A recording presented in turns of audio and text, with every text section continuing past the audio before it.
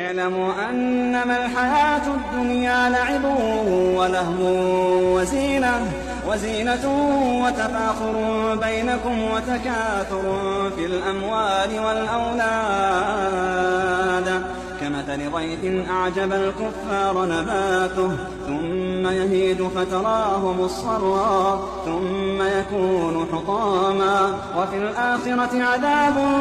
شديد ومغفرة من الله ورضوان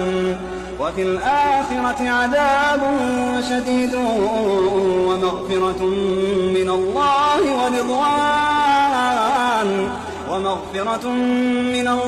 ورضوان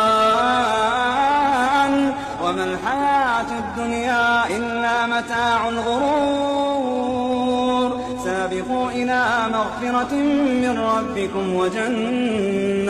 وجنة عرضها كعرض السماء والأرض أعدت للذين آمنوا بالله ورسوله ذلك فضل الله يؤتيه من يشاء